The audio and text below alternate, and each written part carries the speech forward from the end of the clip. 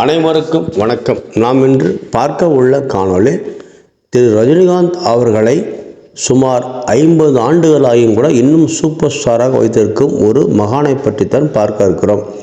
இவர் ரஜினிகாந்தை மட்டும் சூப்பர் ஸ்டாராகவில்லை, பல தொழிலதிபர்கள், பல கோடீஸ்வரர்கள், பல அரசு வேலை உள்ளவர்கள், பல அரசியல்வாதிகள், இப்படி எண்ணிக்கொண்டே போகலாம். சினிமா நடிகர்கள், ராகவா லாரன்ஸ் அவர்கள் இவரைத்தான் நேசிக்கிறார். அது மட்டும் இல்லாமல் என்டி ராமாராவ், இப்படி அடுக்கிக்கொண்டே போகலாம். அவர் என்று நான் ஒரு வட்டத்துக்குள் இவரை அடைக்க விரும்பவில்லை. சரி, இப்படி பல விதமான பல அமானுஷம் நடத்திய ஒரு மகானை பற்றி தான் பார்க்கிறோம். அவர் வாழும் காலத்தில் ஒரு இறந்து போன ஒருவரை உயிருடன் எழுப்பிய பெருமையும் இவருக்கு சேரும்.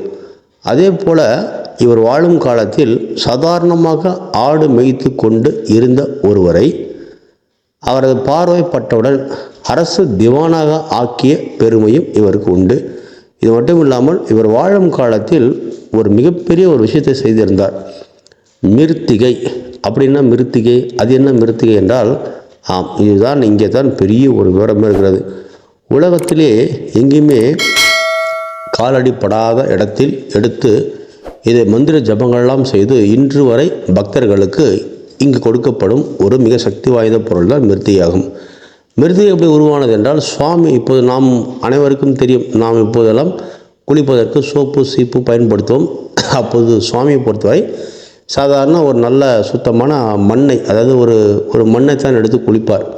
அதுதான் அவர் குளிப்பார். அதை குளித்து முடித்தவுடன் அந்த மண்ணை எடுத்து சேகரித்து வைப்பார்கள். அதுதான் மிருத்திகையாகும். அப்படின்னா அந்த மண் செய்யும் குளித்த மண் என்றால், அது ஒரே ஒரு உதாரணம் மட்டும் சொல்கிறேன். மிருத்திகை இருந்தால் எப்பேற்பட்ட பேய் பிசாசு ஓடிவிடும். அந்த மிருத்திகை கையில் இருந்தால் உங்களை கொல்ல வர வேண்டும், உங்களை உயிருடன் நெருப்பு வைக்க வேண்டும் என்று அவ்வளோ வெறியாக வந்தாலும் உங்களை விட்டு விலகி விடுவார். அதே போல் எப்பேற்பட்ட ஆபத்து இருந்தாலும் அந்த மிருத்திகை கையில் இருந்தால் உங்களை காப்பாற்றிவிடும். வாழும் காலத்திலும் சரி, இப்போது வரை இந்த நிமிடம் வரை அந்த மிருத்திகை அங்கே வழங்கப்படுகிறது. இந்த மிருத்திகையை பல அதிசயங்கள் செய்திருக்கிறது. ஒரு உதாரணம் மட்டும் சொல்கிறேன். ஒரு 20 லட்சம் ரூபாய் அளவுக்கு ஒரு மருத்துவமனையில் ஒரு நோயாளிக்கு இந்த ஒரு நோய் அவருக்கு கடுமை, அதாவது மாடு அவரை குத்தி விடுகிறது. அப்படி குத்தி விடும்போது அந்த மாடு குத்தி அவர் மிகப்பெரிய அளவில் நோயால் பாதிக்கப்பட்டு கோமா ஸ்டேஜுக்கு சென்று விடுகிறார். அப்படி இருக்கும்போது அவருக்கு சொல்வார்கள், இந்த மிருத்திகையினுடைய அதிசயங்களை சொல்வார்கள். இந்த மிருத்திகையை கொண்டு போய் கொடுங்கள், உங்கள் அம்மா பூர்ணமாக குணமடைந்து வீடு திரும்புவார்னு சொல்வார்கள். அவங்க அம்மாவுக்கு பல முயற்சி கொடுத்தும் சிகிச்சை கொடுத்தும் அவர் நலமடையவில்லை. பின்பு ஒரு கட்டத்தில் இந்த மிருத்திகையை கொடுத்தவுடன் அவர் சுயநலவை திரும்பி அங்கிருந்து வீடு திரும்பியுள்ளார்.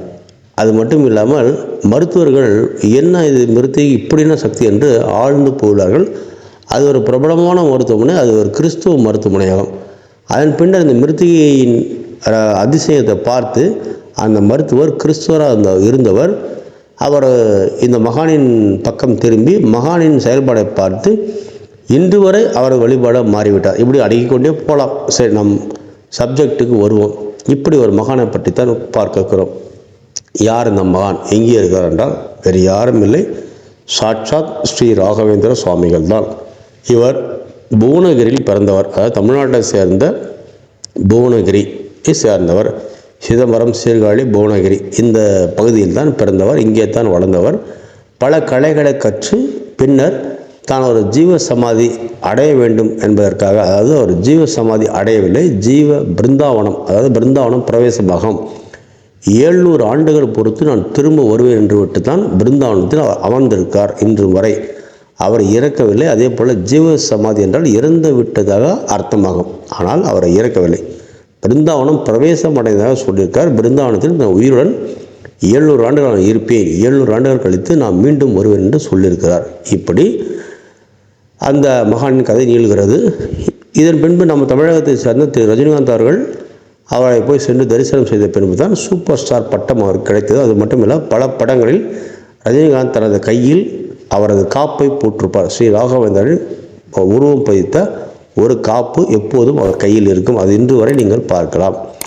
பின்னர் அவர் வாழ்க்கையில் மிக உயரத்துக்கு எட்டி சறுக்கல் இல்லாமல் இன்று வரை ஒரு சகாப்தம் படைத்தது இந்த ராகவேந்திர சுவாமி அருள்தான். அதுதான் அவர் 100வது திரைப்படமாக ஸ்ரீ ராகவேந்திரா என்றும் படத்தை அவர் எடுத்தார். இது ரஜினிகாந்துக்கு மட்டும் அவர்களுக்கு மட்டும் பொருந்தாது. இன்னும் பல கோடீஸ்வரர்கள் எத்தனையோ பேர் இருக்கிறார்கள், எவ்வளோ அன்பர்கள் இருக்கிறார்கள். நீங்களும் சென்று ராகவேந்திரரை வணங்கினால் நிச்சயமாக அருள் கிடைக்கும். அவர் இருக்கிற ஸ்தலங்களில் வியாழக்கிழமை பிறந்தவர் என்பதால் குருஸ்தானத்தில் இருப்பதால் குரு பகவானின் சக்தி அங்கே இருக்கிறது. நீங்கள் ராகவேந்திர சுவாமி சென்று தரிசனம் செய்தால் செல்வம் நிச்சயமாக கிடைக்கும். செல்வம், செல்வாக்கு, அமைதி, பிரார்த்தனை என அனைத்துமே கிடைக்கும். வருடத்திற்கு ஒரு முறை அவரது செப்பல், அதாவது அவர் வாழ்ந்து மறைந்து பல வருடங்களாகிவிட்டது, இன்னும் கூட ஒவ்வொரு வருடமும் அவர் அணிந்து சென்ற பாதங்கள், அதாவது செருப்பு தேய்ந்து கொண்டு இருக்கிறது. ஒவ்வொரு வருடமும் அது மாற்றப்படுகிறது. இப்போது பெரிய அதிசயமாகும். ராகவேந்திர சுவாமிகள் அந்த செருப்பை சூட்சமமாக பயன்படுத்துவதாக ஒரு நம்பிக்கை இருக்கிறது. அதே போல் புதிய செப்பல் வாங்கி வைப்பார்கள், அது வருடத்திற்கு ஒரு முறை மாற்றுவார்கள். அது இன்றும் தேய்ந்து கொண்டு தான் இருக்கிறது. சுவாமி அதை அணிந்து துங்கபத்ரா நதியில் நீராடுவதாக அதிசயம் நடக்கிறது. இந்த மிருத்திகையும் இங்கே தான் கிடைக்கிறது.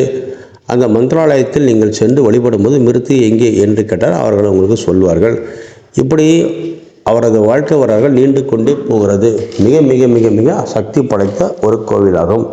ஸ்ரீ ராகவேந்திர சுவாமி பலரையும் பல இடங்களிலும் காப்பாற்றி உள்ளார் என்பது உங்களுக்கு தெரியும், எனக்கு தெரியும். நின்று தரிசனம் செய்துங்கள். சரி, மகானை தரிசனம் செய்ய என்னெல்லாம் கிடைக்கும் என்றால், உங்களுக்கு என்ன கிடைக்குமோ மாலை அணிந்து செல்வார்கள்.